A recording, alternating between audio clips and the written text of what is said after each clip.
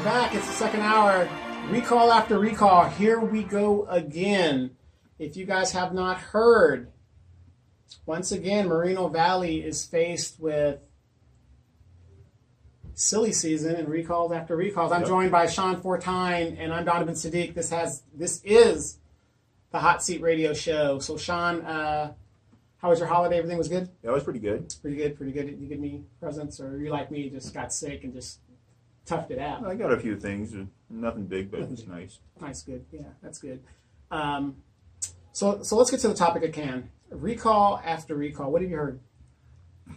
I heard that Baca is being recalled, and I heard that that Marquez got served in retaliation. Yes, in retaliation. Now, let me ask you this, and I know you've been observing, just like I've been observing what's going on.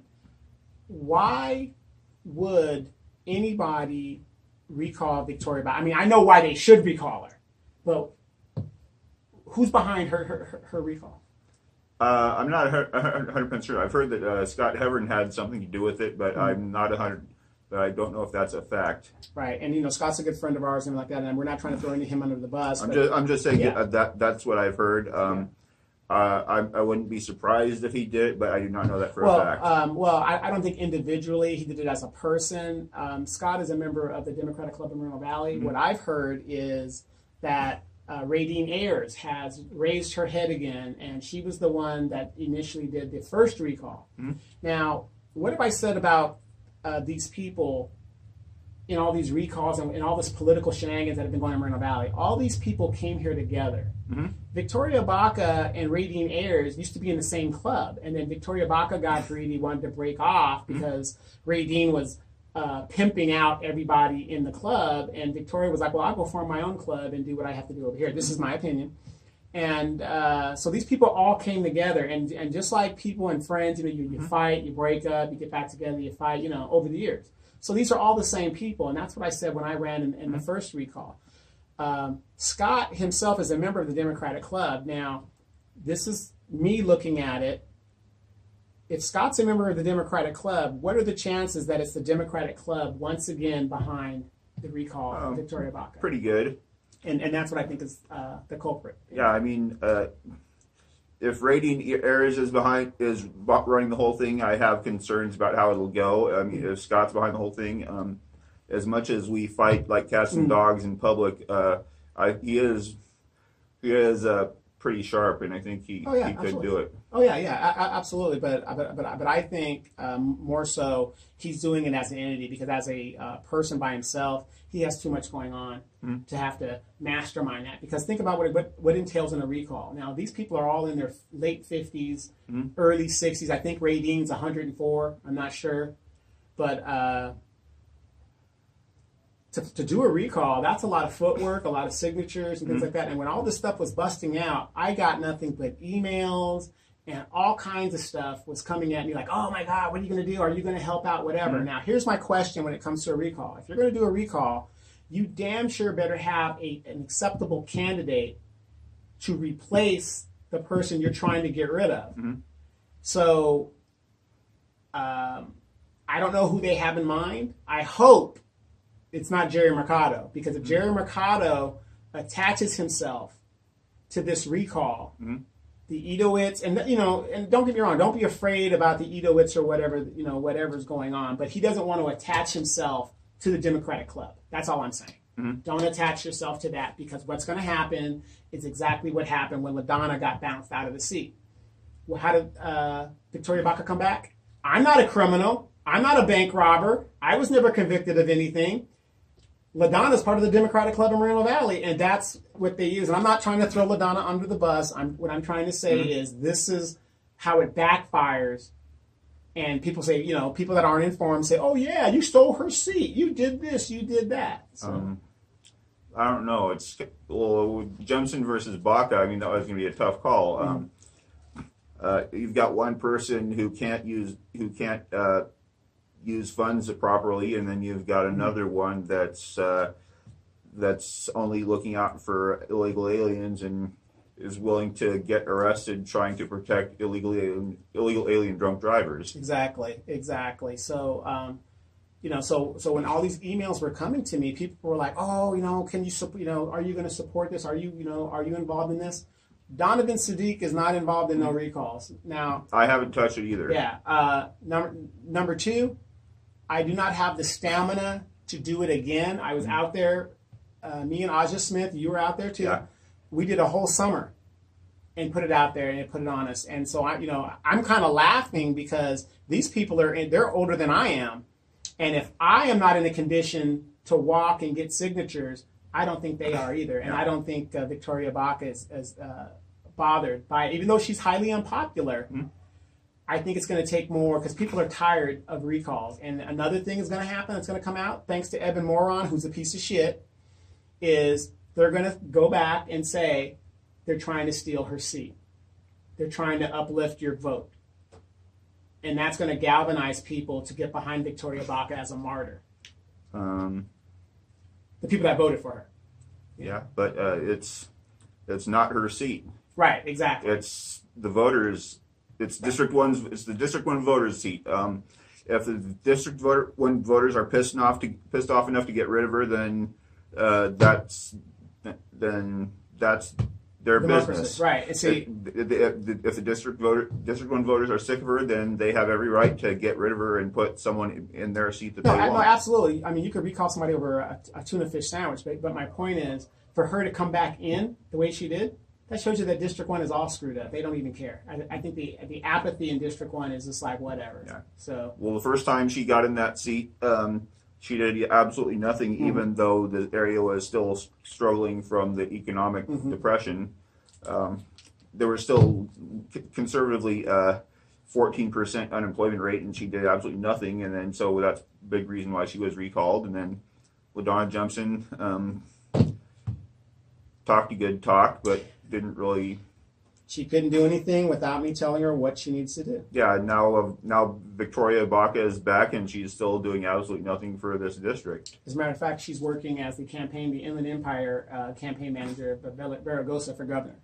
And that's where her time is being spent. And that's a conflict of interest, and she needs to resign from one or the other. Well, I'm glad you brought that up. Why do you say it's a conflict of interest? Because she is dividing her time and resources into two separate areas, and also it's not necessarily. It's not a crime, but it's a conflict. It's not a crime, but it's conflict of interest, and she's not putting her attention to Moreno Valley, and two, there's no guarantee that Villaraigosa's platform and policies will be in the best interest of Moreno Valley, which is her primary responsibility. Well, you didn't see him at the State of the City address saying how great it is, and Moreno Valley's on the right way, and I mean, he was all here making that statement, and then they did a fundraiser for him and all that other good stuff. And it's really, there's something going on with that whole thing, and it's just sad that we don't have a district attorney that has the balls. If he thinks Moreno Valley is going the right way, then that's really alarming for what he do for the rest of California. Exactly. Now, on the other end of the recall for Dave Marquez, who just got on the seat. Mm-hmm. Even though it's a retaliation recall, mm-hmm. I don't see the premise of that even working.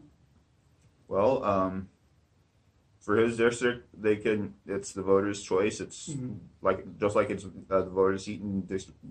It's like the Victoria Baca seat belongs to the voters in District 1. Marquez's District 3. That's Marquez's seat. That's District 3's seat, and it's up to them whether they want to keep him or not. I'm not a really big Marquez fan, but I really don't have anything to bash him over either. Mm-hmm. I really don't. Right, we're not in his district, so we don't. It's neither here nor there.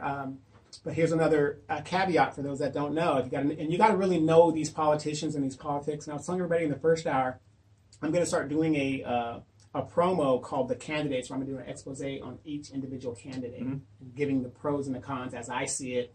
If you don't like it, too bad. Make your own promo, because you've seen that Leo guy with his little thing. There is now a restaurant in Skechers, and that's the best place to eat in Moreno Valley. Did you see that? Yeah, I've seen that, and man, I mean, Ito must be paying him a lot of money. why would you put a restaurant way out there? There's nothing. Right. There's nothing out there to sustain the restaurant. Well, what I think. I know he wants to try and get more companies out there, but there's. It just doesn't make sense, does it? And to attract people to come to the store, because from what I'm hearing is they're not making the revenue that they need to make to sustain having a little store in there, because nobody knows it's there. You know, if I'm driving on the highway, all I see is a big, ugly warehouse. And if they've got a restaurant inside the warehouse, then there's nobody's going to see the restaurant either. Right. And then, okay, here I am, and we're going to do a meeting. Hey, let's go over to the Skechers warehouse. Let's do a meeting in their restaurant. That doesn't make any sense to me. I don't see how that goes. But also a little caveat for those that know, you've got to know these candidates and know what they're about. Dave Marquez, he himself is a member, and Dave's a friend of mine, but you know, I have to call it the way it is. You know, it's one thing if I'm lying, but these are facts. And facts trump anything else. Dave Marquez is a member of the Democratic Club of Moreno Valley. So there's your tie-in. So it seems to me that there is a battle of Democratic Club of Moreno Valley and Ray Dean Ayers' desire to be a shot caller or a political boss in Moreno Valley, because wasn't she supposed to have retired 4 years ago when LaDonna Jimson won her seat? Yeah. She made a statement, I'm going to walk off into the sunset because I've done everything I needed to do, 30 years in politics, and I was with Cesar Chavez and whatever she said to me, whatever. And here she is still causing havoc within our politics when she should take her old ass and go sit down somewhere. And that's me talking. So. When I first, I didn't know much about her. My first encounter with her was just in writing and no picture or anything. And my impression of her was, I was guessing maybe 19 or 20. Well, she's a 70 C student with a high school diploma, but was like a C student.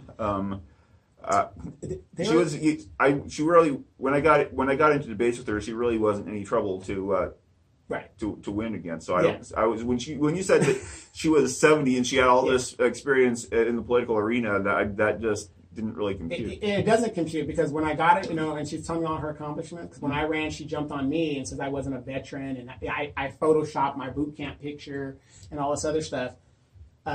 Which, you know, she never apologized to me for, because, you know, she made an ass out of herself, because she sent it to everybody. She said I had no right to run in a recall that I had no part of. And once again, yeah, but isn't it also a felony to impersonate an officer? No, it's not, because you could run around in the United States in a military uniform, and it is not a crime. It's a crime if you run around in a police officer uniform, but in a military uniform, it's not a crime. So she did all this stuff to me, whatever, never got an apology. It is true, I never took part in that recall. Yeah. I came after the recall, but I did support the recall. So I did support it. And, you know, here's a lady that's 108 years old, or I don't know her old age. I know she's got to be over 80. And she likes to hang out with her daughter and listen to Justin Bieber or whoever these things are. There's nothing worse than an old person trying to be young. That is just ridiculous. Go sit your old ass down. It's just crazy. I'm at least 40 years younger than this lady. She should also know better than to do some of the stupid stuff that the millennials are doing. Yeah, you'll see her running around here with her hair purple sometimes, and you know, her daughter Nina thinks she's some kind of PR expert, and I know how to run forums and doing things like this, and get the fuck out of here. But that's what I think it is, and I know the Edowitz are listening, and they want to know my opinion. They want to know your opinion about it. Here is the tie-in. I think the recall of Victoria Baca is Ray Dean Ayers in the Democratic Club of Moreno Valley. Dave Marquez is being recalled, and he's a member of the Democratic Party of Moreno Valley, and he's a friend of Ray Dean Ayers. So there it is. Donovan has nothing to do with this. Sean has nothing to do with this. This is the Democratic Club of Moreno Valley. So that's who I think it is. I could be wrong, but I doubt it. Personally, I like the idea of recalling Baca. Yes, I do too. She's not doing anything to be useful for the district, and that at best, at worst, she's involved in who knows what, like she has in the past. Absolutely. But the only thing is that if I really don't have confidence in Ray Dean Ayers to finish this through. Well, to finish it, and then okay. I don't think it's going to happen. It's going to recall, but then you also look at her judgment. If you are a boss caller, why the fuck would you run a person that you know personally is a bank robber, knowing that that's going to come out? Mm-hmm. So don't sit there and tell me, after knowing LaDonna for over 25 years, you did not know she was a bank robber. There's no way you can tell me that. You ran the worst possible candidate, and then you don't even have the gall to tell her to step down so that you could run a strong candidate to keep Victoria Baca from coming back on the seat. Anybody could have beaten Baca if the votes weren't split.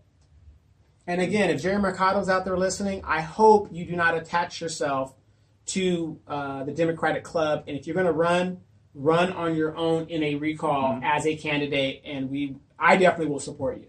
And for those that kept asking me, am I going to run in a recall? I'm done. Mm-hmm. I'm not running for anything. All I'm doing is pointing out what you guys might need to know. And because I have experience in running in an election, I'm going to tell you what to look out for, how to look out for it. It's just not my cup of tea. So speaking of elections, recently, Aja Smith pulled papers recently, and she will be filing officially to run against Mark Takano. And I spoke about that in the last hour, but Mark Takano in the upcoming congressional election. Mm-hmm. Everybody knows I helped Mark Takano initially in 2012. He's done a decent job, but in my opinion, as somebody who worked for him and who helped him get elected, he's worked out for the LGBT community, such and such and such and such and such. What has he done for my community specifically? Nothing. When I say my community, the community of Edgemont, the city of Moreno Valley, Palm Springs, can somebody please tell me, with all the corruption that has happened in the cities that Mark Takano represents, please tell me one statement he has made in regards to all the corruption that's going on.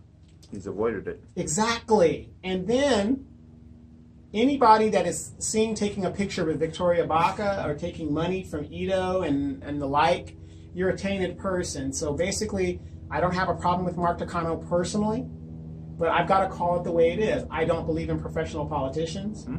If the president has to have term limits, I believe congressmen should have term limits. And people say, well, if you term limit them, then they don't have the experience. You do not need to be an Orrin Hatch and be in there 40 years at 90-something years old talking about I'm leaving. There's a pharmacy in D.C. that, they can't buy, under HIPAA laws, they can't name names, but they claim that they're delivering Alzheimer's drugs to members of Congress. Congress, exactly. So when I say Mark Takano is not that old. He's also, I don't know, he doesn't think for himself. He just basically says whatever the Democratic Party platform wants him to do. Right. Unless it involves like something above and beyond for the gay community, right? He just does what the Democratic Party wants him to do. And then when it's popular for the veteran thing, that's when he'll come out and I did this for veterans, but you only do that in an election year. You're only seen around veterans during the election year. You're only seen around the NAACP and black people during the election year. And I'm not into the color thing. I'm just saying it is what it is. But here's my thing when people say, 4 years. The president is there for 2 terms at 4 years. What I'm saying as a congressman, you should not be able to serve no more than 5 election cycles. So that's 5 terms, 10 years. That's experience. Move on. Senator, they have 6-year terms. I believe that they should not be able to serve no more than 3. That's 18 years in Congress. Move on. There you go. There's your term limit. And I don't believe in professional politicians. He's done what he's done. Overall, I give him a C- in performance. And this is why I think... Personally, I think you're being generous. Yeah, well, I am. Because I like to stay in the middle and kind of be fair. Because I did help him get elected, so, little loyalty there. This is why I think we need to look at new leadership. And we look at this young lady named Aja Smith. Number one, she's a veteran. The Inland Empire is the 7th biggest veteran community in the United States. because she's a veteran, she understands our issues, she understands what we need. Yeah, she was in the Military Airlift Command, and so her job did involve logistics and infrastructure. Right, exactly. And she was a reservist, and again, she's not hampered. And I'm not trying to be personal with her because she's a friend of mine. But one thing I do know about Aja, she was out there in the tents with us. She was knocking on doors. She was getting signatures. She did all that. So I've seen her grassroots. Now, people are going to say, well, she's a Republican. I can't vote for her. We have got to put party aside and do what's best for our community. I don't give a damn if she's a Republican. If you've ever met her, or talked to her for any length of time, you'd know that she's not going to be controlled by the Republican Party. Right. Well, yeah. I mean, you can't control her even as a friend or a coworker. Somebody trying to date her. But I think we need to put our party affiliation to the side because we have a Democrat in there, a gay Democrat in there, and I'm not bashing him by saying gay. I'm saying factually what he is, and he's proud to be a gay member of Congress who isn't looking out for the community. He hasn't made one statement on the corruption. If we bring another person in, and I'm going to tell you my vote is going to Aja Smith, is because she's younger, she's more progressive in a community setting. Yeah.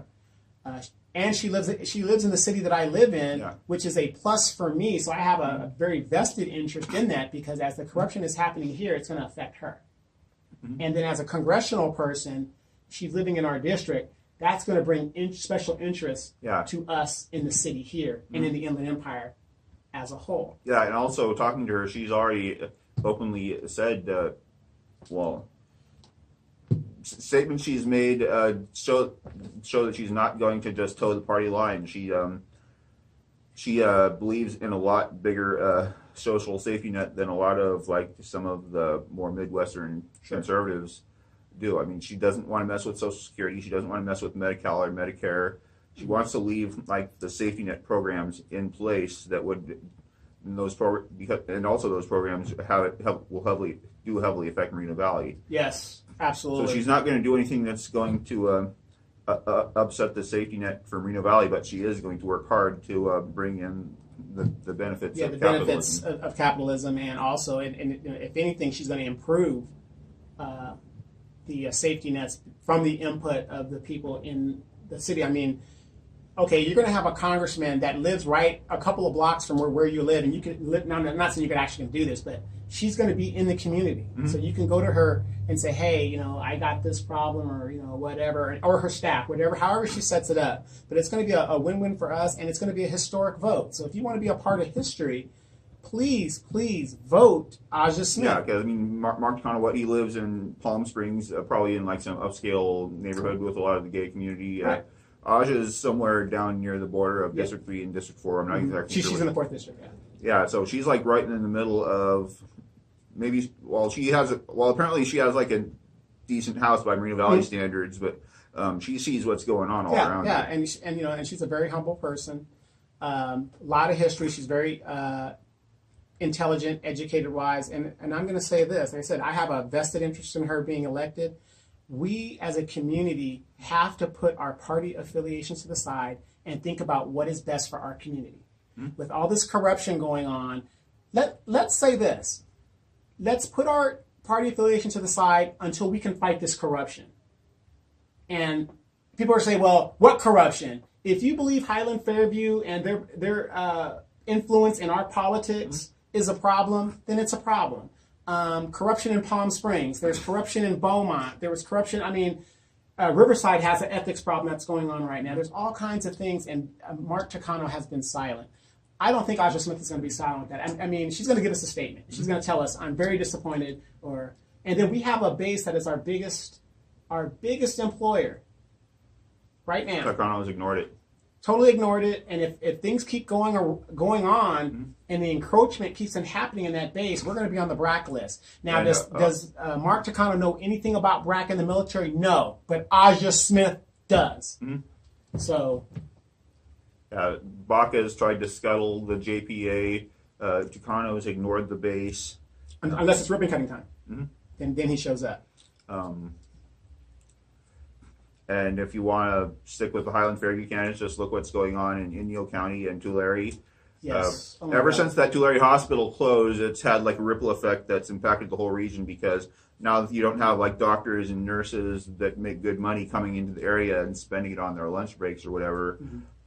The area has gone into a depression, and now the same thing is happening over in Inyo County. Right now, for the listeners that might not know, what is the tie-in with Tulare and Ito Benvizi? Ito was a stakeholder in the healthcare conglomerates, HCCA. I forget exactly what it stands for. His brother Benny was the CEO, and Ito had financial stake in it, and they ran these two hospitals to the ground. The judge in Tulare, the judge basically gave the hospital board authorization to breach the contract and get rid of HCCA. Mm-hmm. And the other hospital in Southern Inyo Hospital, HCCA agreed to leave if they wouldn't do any forensic audits and ethics investigations and stuff. Wow, I wonder why that is. I mean, what were they afraid of by an ethics investigation? I don't know, but it's usually people don't just cut and run like that. Right. Especially after the time invested that they've invested in the thing. And from what I understand, Mr. Benvizi, Emperor Ito, he was called up there in regards to some of the litigation. There's pictures of it. Yeah, of the litigation. And this is the guy that doesn't live, and it's so sad because I was on a webpage, and by the way, I'm in Facebook jail. I was on a page, and a young man, Ito was like, how can you say Ito doesn't live here, whatever the deal is? And that shows you how uninformed these people are. Ito does not live in the city of Moreno Valley. He lives on the outskirts in Riverside County. Mm-hmm. That's a fact. Yeah. So how can a person who does not live in our city have so much influence in our city? I say the same thing about the Chungs. Yeah, there you go. Yeah, with that too, all the money that they're spending. Yeah, Ito's in the city's sphere, in the area, sphere of influence, basically, but he's not actually resident of the city, mm-hmm. and he's not a citizen of the United States. Yeah. So I'm hoping ICE will come in, and I've been dropping some hints and trying to get them to come in here. I would love it if ICE would they come over there just through the city. Yeah, and they just walk him out in handcuffs and stuff like that if he hasn't got his papers correct. Mm-hmm. Let me ask you this, Sean, because you weren't here the last hour, and there goes my mama cat Misty. You weren't here the last hour, but it was in the paper. What is your thoughts on them changing Theodore Street's name for a project that doesn't exist yet? I think it's really absurd. I think it is relatively appropriate for the world of this, a lot of Ito Benzivi's business misadventures, because naming a road to an empty field is basically, it sums up symbolic of most of Ito's projects. Yeah, because in the Press Enterprise, and I read it directly out of here, they called how Aquabella was approved in 2005, and it hasn't come to fruition, and a lot of his projects have never come to fruition. Yeah. And you're changing the historical, and that street was named a historical landmark. So now, basically, naming something a historical landmark means nothing. Mm-hmm. So you're just going to change it for the future. How can you say that this is the future if it doesn't exist? You can't. Because what if he never builds it? Yeah, now that's like Moreno Valley's bridge to nowhere. Exactly. And people are going to say, well, it's his land, he can do what he wants with it. The road name and the name of the road isn't. Right, exactly. That is ours. We maintain that. So again, and this also, where is, okay, in the agreement, wasn't he supposed to start making a technology school so that people could be trained to work in his logistics center? Yeah. I haven't seen one meeting. I haven't seen one plan. I haven't seen anything. And I haven't seen any business interested in either partnering with him or setting up shop there. Right, exactly. Yeah, so, I mean, if any business was interested, Ito would be would be advertising that everywhere, like, Right. oh, this and this company is looking to build at my my warehouse. Right. complex. Look what I'm doing. I'm bringing something in. If Ito would just show me one project, that he has done successfully, say, well, he did Skechers. Skechers lost jobs. It isn't doing what it's supposed to do. Skechers a lot. He partnered with Skechers. Yeah, Skechers resulted in like 400 layoffs in the region. In the region, right? Exactly. So because Skechers consolidated their And warehouses. that's not. And when I say layoffs, I mean that's like job positions that never came back. Right, never came back, and then the automation took over because at one time there was 400 people that worked there when it finally opened. Mm-hmm. They're saying right now there's probably less than 300 people that work there. Okay, then that makes at least 500 job positions gone. Gone. And it's just so sad, and the people that keep harping and getting checks from Highland Fairview, these are the very people like that piece of shit Evan Morgan that aren't going to be here in 5 years. They're just not going to be here, so they can care less, and we're going to end up like the City of Industry and all the other things that is happening. So that's going to be, you're right, that's going to be our bridge to nowhere, basically. Another thing that came up that was of highly interest was the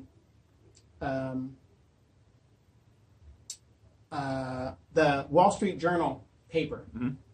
What is your take on that, where Wall Street Journal had to send a cease and desist letter to our city and our city attorney because they thought it was a good idea to use their trademark, make a fake Wall Street Journal paper as they tried to attract Amazon here. And this is what I've said, and we've said this on the show. That was incredibly asinine. I don't know where they came up with that idea in the first place. Right, but anybody that with a half a brain knows you're an elected official. You have lawyers there to keep you from litigation. Yeah. You wouldn't consult with the lawyer and say, do you think this is a good idea? And no shade to my friend Dave Marquez, but he's quoted in the Press Enterprise saying, I thought it was a good idea. Yeah. We've always suffered from bad leadership. Yeah, well, the name of the road, the newspaper gimmick, I believe they did that up in Washington too. Mm-hmm. Yeah, and they flew up there and they hired a newsboy. It was ridiculous. Yeah, Ito's marketing techniques would be great if it was a circus. Yeah, well, that's what if he was trying to sell like toys or sugary cereals to kids watching Saturday morning cartoons. Right. He would nail it. Right. He would nail that. But as far as trying to be serious and appeal to businesses that have at least $10 million at stake, where they're going to do their research and find out what's going on in the region and what other economic benefits or liabilities are in the region, he can't do any of that. He cannot. He cannot attract anybody that actually knows what they're talking about and what they're doing. Right. And what I hear is that Moreno Valley footed the bill for that little charade that went up there. Yeah. And it's just sad. And then it's not the first time that's happened when Beverly Hills. The signs. With the Rancho Belago signs. Right. I'm really amazed that those are still there. I figured that some tweaker would have cut those down and scrapped them a long time ago. Yeah. Or it's just amazing. But a lot of them are down. So you don't see them as much anymore. Only on like the main roads and things like that. Yeah. What is your take on? God, I just had that thing. We almost got sued for that. What is your take on the Michelle Dawson firing?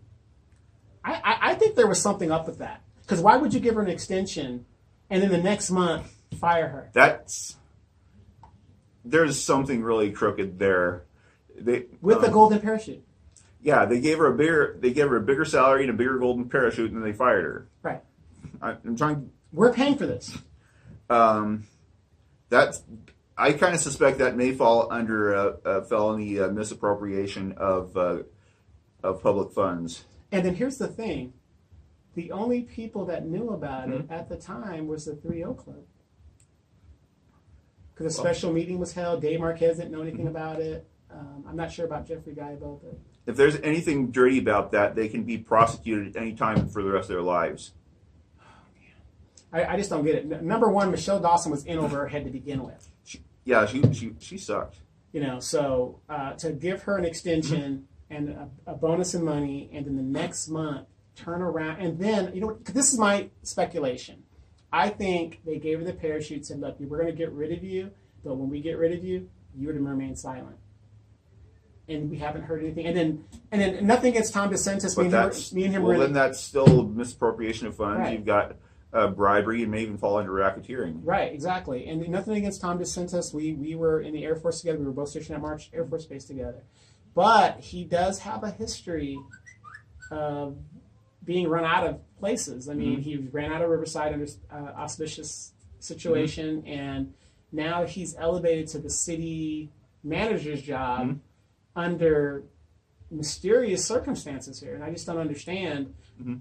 Yes, he's the assistant, but shouldn't we go out and get the best I'm not saying that Tom's not good, but is he the best? I don't think so.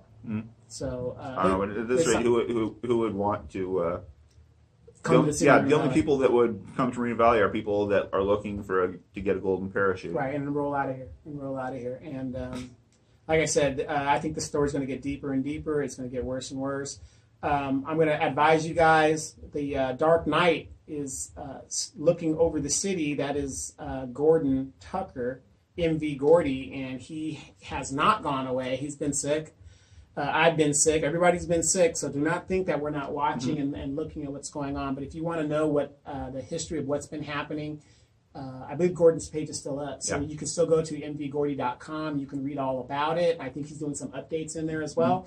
I call him the Dark Knight like Batman because he throws out documents like nobody's business. And a lot of people are afraid of him for what he knows and what he can do. And if he had anything to do better, I'm sure he would. But I think he has a vested interest in seeing this city do better, or at least have better than what we're getting. So please check out mvgordy.com and read up on what's been happening here in the city. Your opinion, real quick, on the family down there in the city of Paris, 5 minutes away. They had all those kids chained up and stuff. I mean, I don't know. I don't.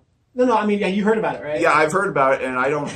That's I don't know. That's just baffling to me. Yeah, they had an arraignment today. Yeah, from what I understand, the mom doesn't understand that she did anything wrong. Right, 13 children. Some of them were emaciated, but it's to me it's so shocking because it's so close. Because I'm in Edgemont, which is if you just get on 215, which is right there, it's 5 minutes up to the city of Paris. So this happened like literally right down the street from my home. Yeah. I don't know. Unbelievable. What the Press Enterprise asked a few psychiatrists, a psychologist, some other sort of community social worker, and they say that they really don't know. They say it could just be psychopaths that love doing that type of stuff. There could be mental health issues, but they say that doesn't explain everything. Right. That's just baffling, really. Right. And the funny thing is, some of the children don't think anything was wrong, even though you're chained to a bed. Well, some of them wouldn't know the difference. Some of them would come to sympathize with their parents just as an emotional defense mechanism. Right. That just doesn't. The whole thing just doesn't make any sense. It's mind-boggling, but it goes to show you how we don't know who our neighbors are. In my cul-de-sac here, I know who each and every one of my neighbors are. I'm the block captain here, so anytime somebody moves in or moves out, I introduce myself. I say, how you doing? I know their kids on site. They know my cats. I know their dogs. We all know each other. Hey, I'm leaving for the weekend. Let's take a look at my house. Sure, no problem. Blah, blah, blah. But so that happened in Paris. In Marietta, did you hear about the lady that her name is Shira Wright. She murdered that basketball guy, or she's alleged to have murdered her ex-husband that was a basketball player. I've heard about it, but I haven't followed the story. Yeah, but right there in Marietta. It's like, what is going on in the Inland Empire? I don't understand what is happening out here. If it's... Well, also crime has been going up in our area too. I mean, there's more shots fired, more armed robberies, more gang activity. Absolutely, and I think Victoria Baca and those people want it that way. They want it that way to run people out of here. We got a new police chief. Chief Altaveras got his retirement, and he rolled out of here lickety-split. He was quick to leave. Yeah. So a lot of changes are going to be happening up. We have a lot of elections coming up. We have elections in District 2, District 4, and mayor and Congress. Corey Jackson. Corey Jackson is running in your district, in District 2. He's going up against Carla Thornton. Mm-hmm. Carla Thornton is a longtime resident here. She was raised here, went to school here. Air Force veteran.